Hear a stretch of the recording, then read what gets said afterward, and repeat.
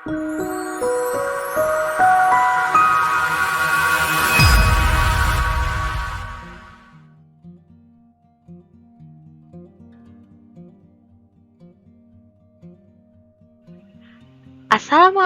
warahmatullahi wabarakatuh. Halo semuanya, kembali lagi hari ini dengan Budia yang akan kembali belajar bersama-sama tematik tema 4, subtema 3, muatan bahasa Indonesia dan PPKN.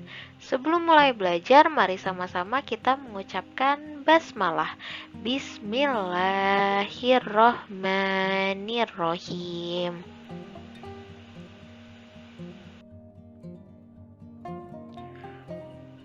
Muatan yang pertama yaitu muatan bahasa Indonesia tentang dongeng.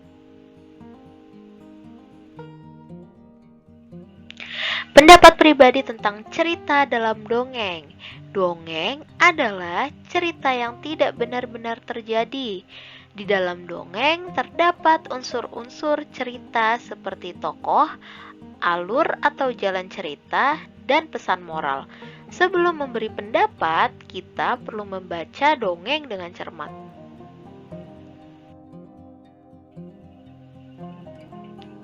Menilai komentar terhadap kejadian suatu dongeng. Kita dapat berkomentar atau mengemukakan komentar setelah mengetahui suatu kejadian dalam cerita. Sekarang, ayo simaklah dongeng kelinci dan kura-kura berikut ini. Di sebuah hutan, ada seekor kelinci yang terkenal mampu berlari sangat cepat. Namun sayang, kemampuannya itu membuat dia menjadi sombong. Pada suatu hari, kura-kura, keong, dan bekicot sedang bercakap-cakap. Tiba-tiba, kelinci datang menghampiri mereka dengan sangat cepat. Debu yang berterbangan membuat ketiga hewan tersebut batuk-batuk.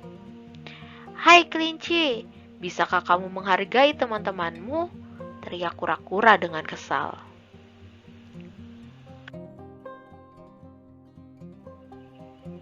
Mendengar perkataan kura-kura, kelinci berhenti dan berkata, "Mengapa aku harus mendengar perkataan dari hewan lamban sepertimu?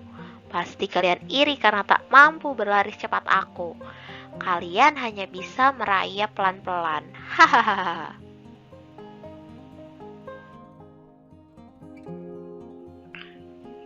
Kura-kura tidak terima jika dia dan teman-teman diejek seperti itu. "Jangan sombong kau kelinci. Kalau berani, mari kita lomba lari," tantang kura-kura.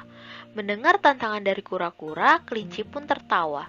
"Hahaha, baiklah. Aku akan memberimu pelajaran tentang arti kecepatan dan kemenangan." Akhirnya, mereka memutuskan untuk mengadakan lomba lari. Bekicot dan keong pun ikut mendukung kura-kura.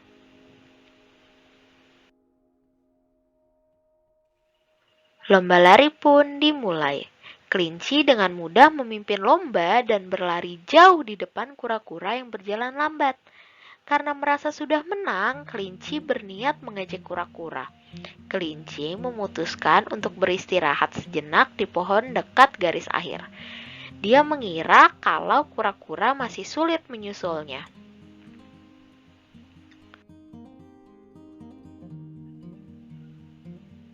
Kura-kura yang pantang menyerah terus berjalan walaupun dengan lambat. Tak lama kemudian, dia melihat kelinci sedang tertidur pulas di bawah pohon. Kura-kura terus berjalan dengan pasti. Kura-kura berjalan dengan hati-hati agar kelinci tidak terbangun.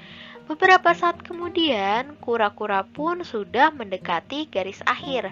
Kelinci akhirnya terbangun dan kaget bahwa kura-kura sudah menyusulnya. Dia langsung berlari dengan cepat untuk menyusul kura-kura.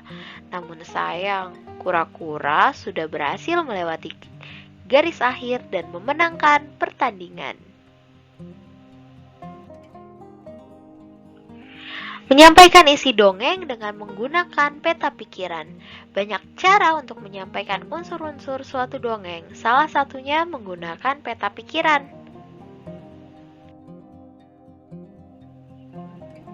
Dari dongeng yang tadi sudah Budia ceritakan, ayo kita perhatikan peta pikiran berikut ini.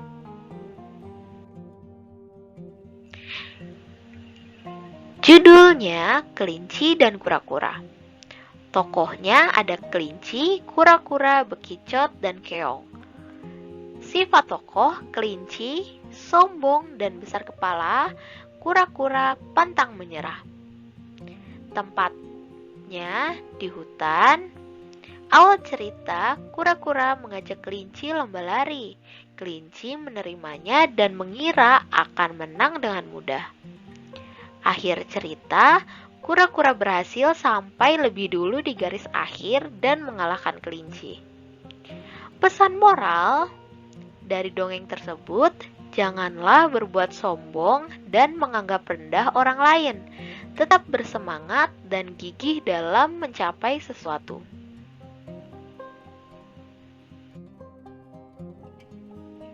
Menentukan pesan moral dalam dongeng. Pesan moral dalam sebuah cerita dapat berbentuk saran, nasihat, pesan, atau anjuran bagi pembaca. Bacalah dan pahami dengan cermat suatu dongeng sebelum menentukan pesan moral. Nah, tadi kan sudah dituliskan, sudah dibacakan dongengnya, dan sudah ditentukan juga pesan moralnya. Nah, pesan moral dari dongeng yang tadi sudah Budia bacakan adalah janganlah berbuat sombong dan menganggap rendah orang lain. Tetap bersemangat dan gigih dalam mencapai sesuatu. Contoh lain dari pesan moral, pasti kalian tahu kan cerita tentang Malin Kundang? Ya, Malin Kundang itu yang durhaka terhadap orang tuanya. Dan pesan moral dalam dongeng Malin Kundang adalah kita tidak boleh durhaka kepada orang tua. Kita harus selalu menghormati mereka.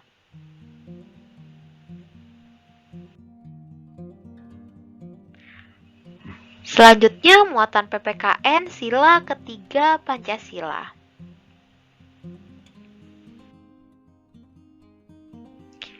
Hubungan simbol dengan makna ketiga Pancasila. Sila ketiga Pancasila berbunyi Persatuan Indonesia, memiliki simbol pohon beringin. Nah, simbol pohon beringin pada sila ketiga Pancasila bermakna rakyat Indonesia dapat berlindung di bawah negara Indonesia.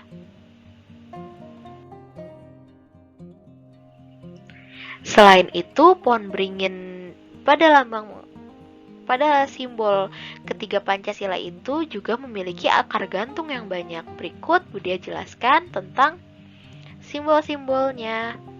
Pohon rindangnya itu artinya Indonesia adalah pemersatu bangsa. Dan untuk akar gantungnya, Indonesia terdiri atas berbagai ras, etnis, suku, dan budaya. Sekarang, pengamalan sila ketiga Pancasila dalam kehidupan sehari-hari. Yang pertama akan dijelaskan adalah pada lingkungan keluarga. Yang pertama, pada lingkungan keluarga harus saling percaya, saling menghormati, dan bekerja sama dengan anggota keluarga. Yang kedua, tidak memaksakan kehendak kepada keluarga yang lain. Yang ketiga, mendengarkan nasihat orang tua. Masih pengamalan sila ketiga Pancasila dalam kehidupan sehari-hari. Yang kedua adalah pada lingkungan sekolah. Yang pertama, mau berteman dengan semua siswa tanpa membedakan suku, agama, dan ras. Yang kedua, menghormati guru, teman, dan warga sekolah. Yang ketiga, menghargai pendapat teman saat berdiskusi. Selanjutnya, di lingkungan masyarakat. Yang pertama, ikut serta dalam menjaga keamanan lingkungan sekitar. Yang kedua, ikut serta dalam kerja bakti membersihkan lingkungan. Dan yang ketiga, peduli terhadap masyarakat sekitar.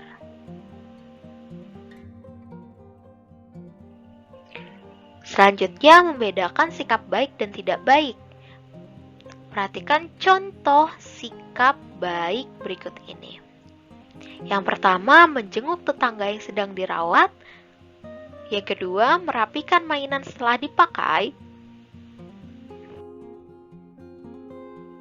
Yang ketiga, berdoa sebelum dan setelah makan atau melakukan kegiatan. Yang keempat, mempelajari dan menghargai budaya bangsa Indonesia. Yang kelima, memberi bantuan dengan ikhlas kepada korban bencana. Yang keenam, menerima kritik dan saran dari orang lain.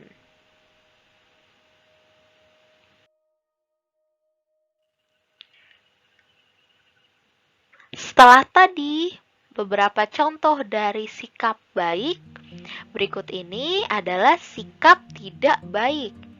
Yang pertama, menertawakan teman yang terjatuh dari sepeda. Yang kedua, mengejek teman di sekolah.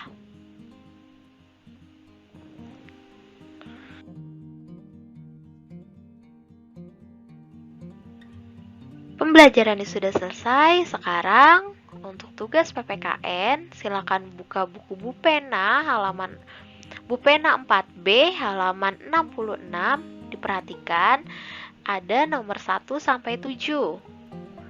Nah, itu silakan ditentukan merupakan sikap baik atau sikap tidak baik.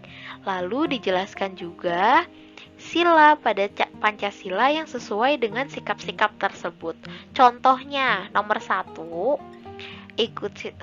itu kegiatannya ikut serta dalam pemilihan ketua kelas.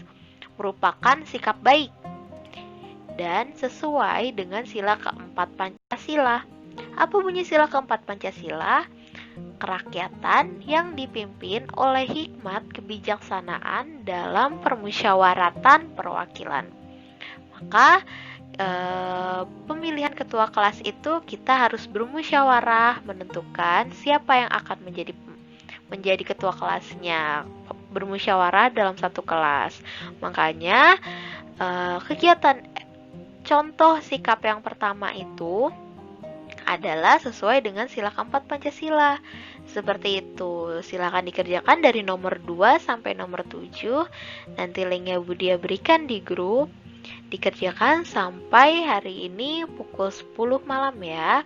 Kalau ada kendala silakan japri Budia.